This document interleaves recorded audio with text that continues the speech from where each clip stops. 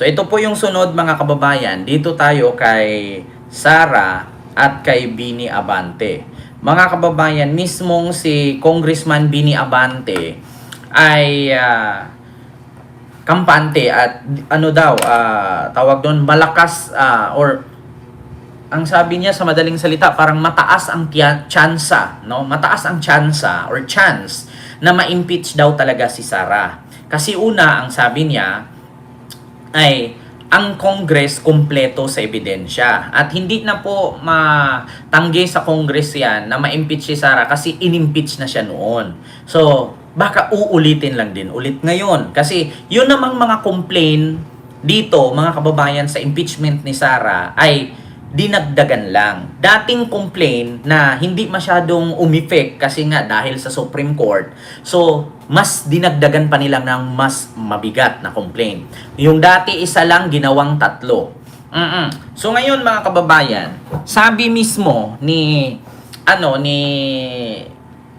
Bini Abante or ni Congressman Bini Abante, ito pakinggan nyo mga kababayan. Pakinggan nyo mga kababayan. Ang sabi ni Congressman Bini Abante. Ito And I believe that that she will be impeached. Hindi ko lang alam kung ano ang magiging senaryo sa Senado. Malaki ang chance. And I believe that that she will be impeached. Hindi ko lang alam kung ano ang magiging senaryo sa Senado. Malaki ang chance. And I believe that that she will be impeached. Hindi ko lang alam kung ano ang magiging senaryo sa Senado. Pinaril at pinatay ang isang opisyal ng... Ayan mga kababayan. Yun po yun ang sinabi ni Bini Abante. Mga kababayan. Na kung saan, ayan ano daw to? Sa harap mismo ng kanyang misis. Ang biktima, mahigit 1 linggo palang kasal.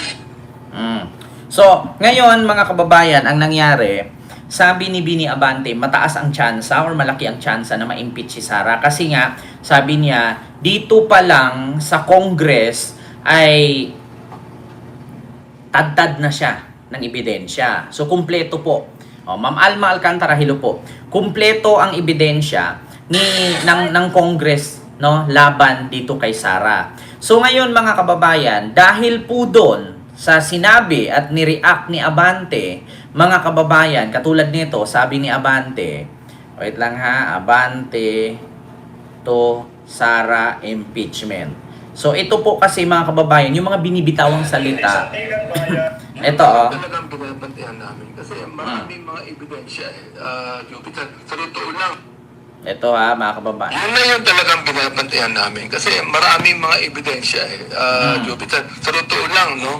Nung kami nasa Quadcom o sa Tricom pa naman, marami ng mga ebidensya against the Vice President na hindi niya naman sinagot yan because she did not want to take an oath to us. Di ba? Ininsulto pa niya ang Kongreso on that day. That was an insult to the whole institution. Oo. Ngayon, meron pang ebidensya na lumabas ngayon tungkol dun sa isang bodyguard niya, si Madriaga. Na yun, pag-uusapan din niya. Napakarami talaga mga ebidensya pag-uusapan. Pero, Kong si Maricel po uli ito. Yun Yes, pong yes, mga grounds na ginamit noong unang impeachment laban kay VP Sara, it's almost the same, hindi po ba?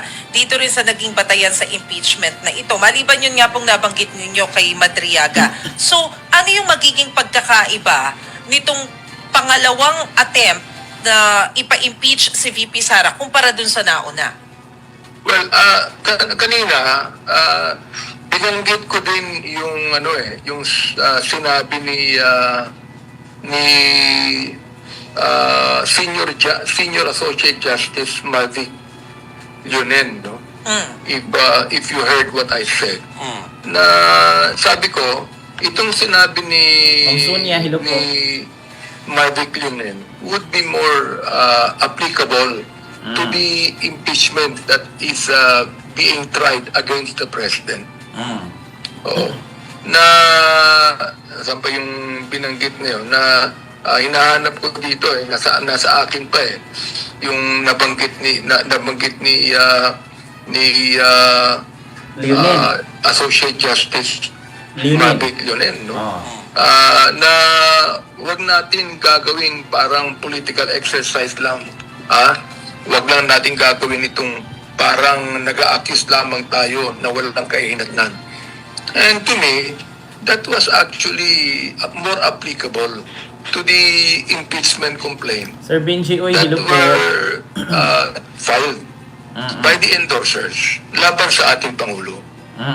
Wala talaga I mean, you look at all of the, Pastor all of Jeffrey the Hilo po. charges on the sufficiency in substance. I mean, it's all speculative, it's all hearsay. Oo. Walang personal knowledge, walang tinatawag nating hard evidence to be able to speak of. Wala yung mga authenticated records. In fact, we were talking about the sufficiency in form. Sinabi ko na How do we know that the 32 people that filed the complaint against the president are all taxpayers? Okay. Wala naman silang binigyan na ebidensya tungkol dyan. Yun na yun talagang binabantayan namin. Kasi maraming mga ebidensya Jupiter. Sa totoo lang, no? Nung kami nasa Quadcom o sa Tricom pa naman, marami ng mga ebidensya against the Vice President na hindi niya naman sinagot yan because she did not want to take an oath to us. So, yun po yun ha, mga kababayan. Yung sinabi ni Congressman Bini Abante. So, dahil dyan, mga kababayan, medyo umaray, no? Medyo nasaktan, medyo hindi maganda sa pandinig ng mga DDS. Kasi nga, di ba, siyempre, princess nila yan Princess Sarah, 'di ba? Pero parang si Dora the Explorer. Dapat Princess Dora the Explorer yan So ngayon mga kababayan, hindi nila nagustuhan at hindi sila pumayag na ganun ang reaksyon ni Congressman Bini Abante.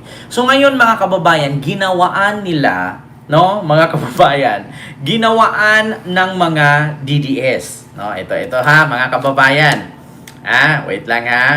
Hindi nagustuhan mga kababayan ng mga DDS ang statement ni Bini Abante na si Sara ay mai-impeach or malaki ang tsansa ng pagka-impeach. Kaya ngayon mga kababayan ay ang ginawaan nila ng peke, mga kababayan, ginawaan nila ng peking video or picture na may hinalikan itong si Bini Abante. Ito ha, mga kababayan. Dahil hindi matanggap ng mga DDS, mga kababayan. Ito po, meron pong Mariing tinasinungalingan ni Surigao del Norte Representative Bernadette Barbers ang kumakalat na larawan sa social media na nagpapakitang naghalikan umano sila ng kapwa mambabatas sa si Manila Representative Bienvenido Abante Jr. Ayon kay Barbers, fake news at kabastusan ang naturang mga litrato.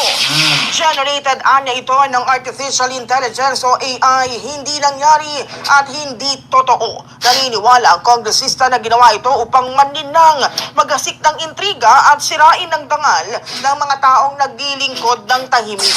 Iginit din ito na ang ganitong uri ng panininlang ay hindi lamang kawalan ng respeto, kundi insulto sa katotohanan, pagyurak sa integridad at mapanganib na pang-abuso sa teknolohiya. Nanawagan naman si Barber sa publiko na maging mapanuri, mag-fact check at huwag maging kasangkapan ng kasinungalingan. Ayan. Bahaging ito. Yun ha, Brigada News yun ha, mga kababayan. Yan ang sinabi ko sa inyo. 'Di ba? Ito mga DDS, sa totoo lang, hindi kasi nila nagustuhan itong mga statement ni Congressman Bini Abante na kumplito ang Kongreso ng ebidensya laban kay Sara. Kasi bakit? Napa-impeach na nila si Sara noon, mga kababayan. Nakakalimutan nyo ba? Napa-impeach na nila noon si Sara. So ngayon, ibig sabihin na impeach nila noon kompletos recados sa ebidensya itong Kongreso. So, dito sa pangalawang impeachment complaint ngayong 2026 ay hindi na po na malayo, mga kababayan, na ma-impeach na ulit itong si Sara sa Congress. So ngayon, syempre natitriggered itong mga supporter nila na mga trolls, 'di ba? Yung mga bayaran, 'di ba? Na meron pa ngang isang sex abuser na si Abstain, 'di ba? Nagbayad din ng trolls dito din sa Pilipinas para pagandahin ang kanyang image at mga article, gagawa ng article na maganda siya, mabait siya, may naitulong siya, 'di ba? Uso kasi yan mga kababayan, itong mga trolls na yan. So ngayon, ang nangyari, mga kababayan, yun, ginawaan nila ng peke na kung saan naghahalikan itong si Congresswoman Barbers at itong si Congressman Bini Abante. Grabe gumawa ng fake news ng mga putang inang to, oh. 'Di ba? Grabe gumawa sila mga kababayan. Ano na sila balisa na. Para mawala ang issue at si Bini Abante masira sa mata ng bayan at sa mata ng tao, gagawaan nila ng mga artificial image na kung saan hinalikan itong si Congresswoman Barbers.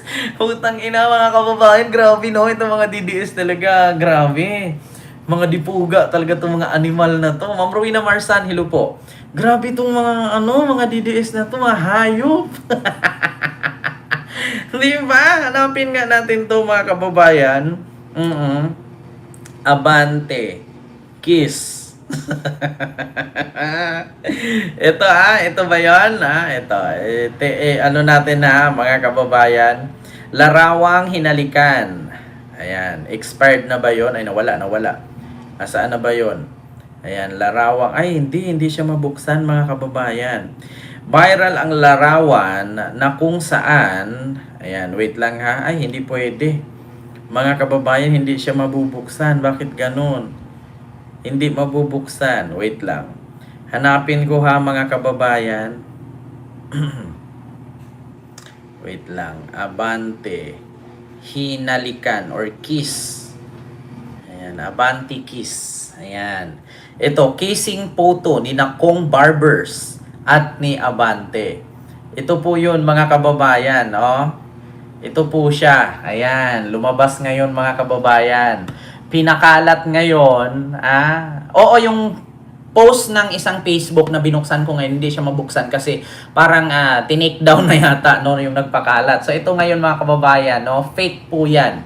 Ang pinakalat ngayon. So dito nga according sa kissing photo ni na Congresswoman Barbers at Kong Abante, fake at AI generated. According dito sa Brigada News. Kissing photo nila, mariing pinasinungalingan ni Surigao del Norte Representative Bernadette Barbers ang kumakalat na larawan sa social media na nagpapakitang naghahalikan umano sila ng kapwa mambabatas na si Manila Representative Bienvenido Abante Jr. Ayon kay Barbers, fake news at kabastusan ang naturang mga litrato. Generated aniya ito artificial intelligence or AI.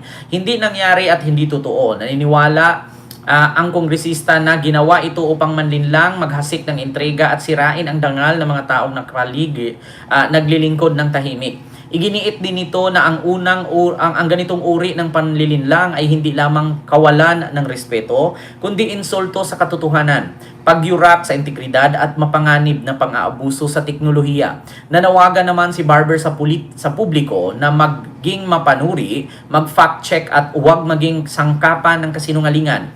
Ang katotohanan ay hindi umano dapat ginawang laruan, lalo na kung ang kapalit ay dangal at reputasyon ng kapwa Pilipino. So, yun mga kababayan ang sinabi nila, di ba? Oo, kita ninyo mga kababayan, grabe itong mga DDS.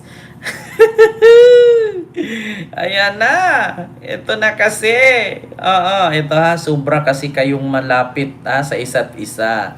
Nakalapit tuloy labi niyo, ayan. Biglang burasi. Ayan, kung sino man yung nag-post nun ayan na tayo, patay kayo dyan. Ito pa naman si Congresswoman Barbers at si Abante ay pumapatol. Nako, good luck kayo dyan. So, ganyan ang ginagawa. Kaya sa mga DDS na nanonood ngayon mga kababayan, kapag may mga ganitong mga larawan, mga video na lumalabas, accepted na yan at sabotable na yan, no? Na galing sa mga DDS yan. Kasi mga kababayan, katulad kay PBBM, biruin mo, si PBBM, sumubo. Biruin mo, nagawa pa ni PBBM at ni F. Elisang magaganon, hindi na nga yata halos yan makagalaw kasi mga senior citizen na, tapos gaganon-ganon pa. Ken, takita mo ba yung interview ni Karen kay Buangsun sa channel niya? Hindi, Ma'am Lilito Nini. Ano ba yan? Karen Davila or Corina Sanchez? Kaya, kita nyo mga kababayan. Tapos, nagulat ako. May hinigop si PBBM yung parang, ano ba yon? Yung parang, yung sa mga sa mga Iraqi, sa mga Pakistani na hinihigop na masakit sa dibdib yun eh. Alam naman nilang si PBBM may asthma, may hika. Bakit nagagawa na gano'n, humihigo pa? Okay lang kung yosi. Ibawal nga kay PBBM yung nagyoyosi kasi inuubo agad. Shisha ba ang tawag doon? Shisha. Biruin nyo, hookah. Ayan, hookah nga naman sa iba nun. Ngayon, mga kababayan, magulat kayo si PBBM na gaganon. Alam yung makakalanghap nga lang ng alikabok na ubo na. Yung pampahigupin mo ng ganun, yung senior citizen ng presidente natin, pahigupin mo pa ng ganun. Alam nyo bang na-try ko yun, ang sakit sa dibdib? Kasi marami yan sa may saan ko ba yun na-try na humigop ako niyan, na kumain sa sangyupan? Meron kasi niyan mga kababayan sa sangyupan. Sabi ni January 7, ano di na time out, hindi ka kita pinapakialaman dyan. Di ba? Oo, nakaano ako niyan mga kababayan sa Sangyupan. Kasi meron sa Sangyupan yan sa may bandang Quezon City yata sa A-Road. Oo, naano ko yan, na-try Sangyupan, tapos may ganyan, tapos bar yung sa kabila. Oo, mga ganyan. Tapos, anuhin mo siya, may color-color yung usok niya. May violet, may blue, tapos may pula, may dilaw. Ganun yung usok niya, pa iba-iba. So, trinay ko, ang sakit, lumabas dito. Ang init sa dito ko, sa ibabaw ng ilong. Tapos si PBBM, pag anunin ninyo, baka hindi na makahinga yung mama. May asthma yung tao Tapos, nakita nyo dun sa video nila na nagbingbangan sila. 'Di ba? Ganun ang ginawa. Kaya itong Dane Chase, 'di ba? Itong Dane Chase ngayon ay ayun nagtatago. 'Di ba? Try para malaman. Ma'am Jingjing Pascua. Marami yan, Ma'am Jingjing, may iba-ibang flavor yan. Tapos ngayon, kung nasa sayo, pero masakit talaga siya dito sa ilong, mga kababayan.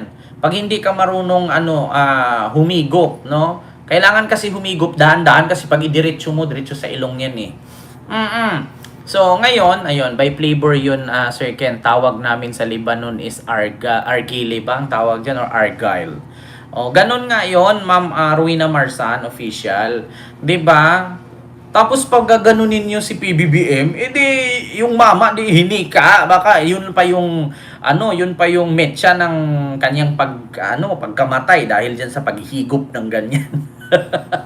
Mga tanga-tanga dito mga DDS Kaya ngayon, nalaman sila, ayan, katulad yan, sa ginawa nila kay PBBM, ginawa din nila kay Bini Abante at kay Congresswoman Bernadette Barbers, no? Di ba? At saka sabi ni Miss Michelle T, ayan meron tayong good news ngayon tuluyan ng binasura ng Kamara ang impeachment complaint laban kay PBBM. Ang aabangan natin ngayon ay itong kay Sara Duterte. At saka mga kababayan abang-abangan din po natin baka sana maaprubahan na ng Congress itong tatanggalin na ang travel tax na 1,620 ba yan na travel tax. Di ba? Kasi sa buong mundo ata, mga kababayan, tayo lang ang may ganyan. Or sa buong Asia. Correct me if I'm wrong, sa buong Asia. Tayo lang yata ang may ganyan. May travel tax. No? Ang pagkakaalam ko ay pinagplanuhan na daw ngayon at ipinapunta na sa Kamara na ipapatanggal daw ni PBBM itong travel tax, no, sa lahat ng mga magta-travel, magbabakasyon at maglakwatsa. Mag-happy-happy at iwasan ng trabahong pagod. So, Sir Henry, hello po. So, yun po, mga kababayan, and kay Sir Sultan, hello po dyan sa Australia. So, tatanggalin na daw, mga kababayan. So, antayin na lang po natin, no, ng palasyo at sa press ko. Ibabalita naman yan ipapatanggal, no, itong travel tax. So, mas maganda. Di ba? So, Yun po yun, mga kababayan, yung patungkol dito sa kay Sara Duterte na mataas or malaki ang tsansa na ma-impeach daw talaga si Sara. Kasi sabi nga ni Bini Abante, completos ricados, no? Ang kanilang ebidensya laban kay Sara dito sa impeachment. Kaya, naku po, mga kababayan, kalukuhan, mga yung travel tax. Di ba? Ako, ilang beses ako nakabayad ng travel tax na yan. Kaya ngayon mga kababayan, 'di ba? Kasi ito speaking of travel tax, bakit nga pala tayo magbabayad pa ng travel tax kung ang eroplano sa ticket may travel tax din? 'Di ba? Doon sa ticket mo may tax din eh. So bakit magbabayad ka pa ng tax sa airport kung sa eroplano sa ticket mo may tax din? 'Di ba? So, yun po yun, mga kababayan.